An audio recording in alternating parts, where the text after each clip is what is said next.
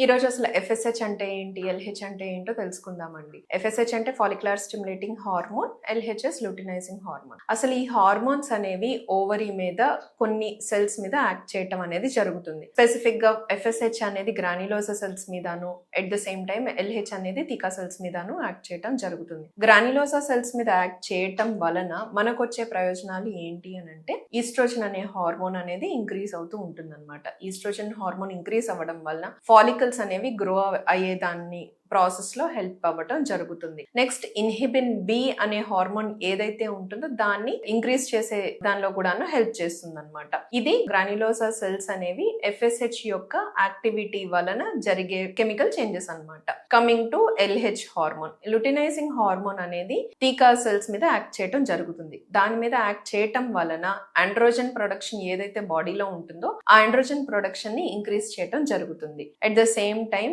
Ovulation ఏదైతే జరుగుతుందో, egg విడుదల అయ్యే ప్రాసెస్ ఏదైతే ఉందో దానికి ఎల్హెచ్ అనేది వెరీ వెరీ ఇంపార్టెంట్ అనమాట. ఎండోమెట్రియం ని కూడా మెయింటైన్ చేసే దానికి హెల్ప్ అవుతుంది అనమాట. ఇవి లుటినైజేషన్ అనే ప్రాసెస్ ఏదైతే గనక ఎగ్ విడుదల అయిపోయిన తర్వాత మనకి కార్పస్ లూటియం ఫార్మేషన్ ఏదైతే ఉంటుందో ఈ ప్రాసెస్ లో కూడాను మనకి హెల్ప్ అవుతుంది. కామన్ గా పిసిఓడి ఉమెన్ కి సహజంగా ప్రెగ్నెన్సీ వచ్చే అవకాశాలు ఎందువలన తక్కువ ఉంటాయి. సో నార్మల్ లేడీస్ కి చూసుకున్నట్టయితే సంవత్సరంలో 12 నెలలు ఉంటాయి. వాళ్ళకి ప్రతి నెల కరెక్ట్ గా వస్తూ ఉంటుంది. అంటే సంవత్సరంలో 12 సార్లు ప్రెగ్నెన్సీ వచ్చే అవకాశాలు ఉంటాయి. బట్ పిసిఓడి ఉమెన్ లో వాళ్ళకి నెలసరి అనేది కరెక్ట్ గా ఉండదు. అంటే కొంతమందికి 2 నెలలకు ఒకసారి, కొంతమందికి 3 నెలలకు ఒకసారి పీరియడ్స్ అనేటివి వస్తూ ఉంటాయి. సో సహజంగా చూసుకున్నట్టయితే సంవత్సరానికి వీరికి ఆల్మోస్ట్ 6 సార్లు కానీ 4 సార్లు కానీ మాత్రమే నెలసరి అనేది వస్తుంది. సో నార్మల్ ఉమెన్ తో కంపేర్ చేసుకున్నట్టయితే వీళ్ళకి ఆటోమేటిక్ గా 50% ఛాన్సెస్ న్యాచురల్ గా ప్రెగ్నెన్సీ వచ్చే ఛాన్సెస్ అనేది ఆటోమేటిక్ గా తగ్గిపోతూ ఉంటుంది. స్పర్మ్ కౌంట్ బాగుండి, మొటిలిటీ బాగుండి,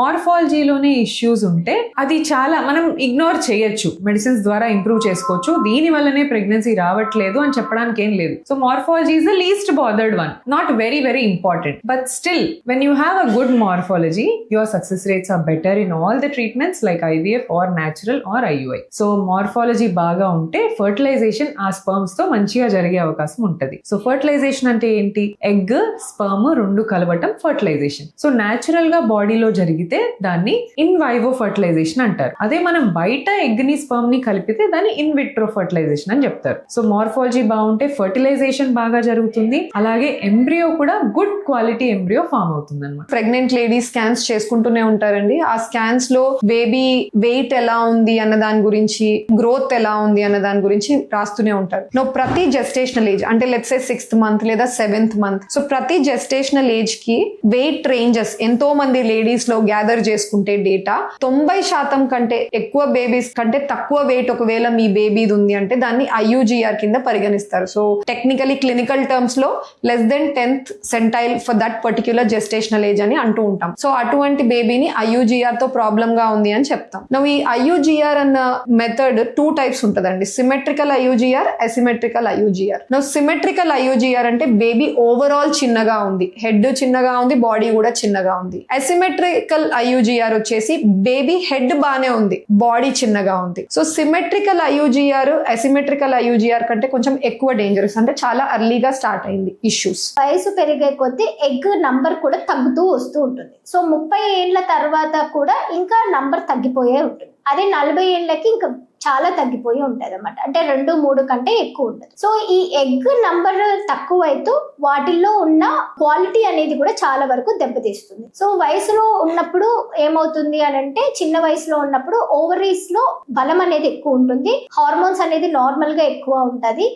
ఇంకా ఏంటంటే ఎగ్స్ నంబర్ ఎక్కువ ఉంటుంది, వాటిల్లో క్వాలిటీ కూడా చాలా బాగా ఉంటుంది. సో వాటిలో ఏ DNA డ్యామేజెస్ అట్లాంటివి చాలా వరకు ఉండవు అనమాట. ఈ ఎగ్ క్వాలిటీ ఏజ్ పెరిగే కొద్దీ నంబర్ ఎలా తగ్గుతుందో క్వాలిటీ అనేది కూడా తగ్గిపోతుంది. ఎందుకంటే ఆక్సిడేటివ్ స్ట్రెస్ అనేది ఉంటుంది. అంటే గర్భసంచికి హార్మోన్స్ అనేది రిలీజ్ అవుతూ ఉన్నప్పుడు ఆ అండాశయాలలో కూడా కొన్ని స్ట్రెస్ హార్మోన్స్ అనేది రిలీజ్ అయ్యే కొద్దీ మనకేమవుతుంది అని అంటే క్వాలిటీ అనేది డ్యామేజ్ ఎక్కువ అయిపోతుంది అన్నమాట.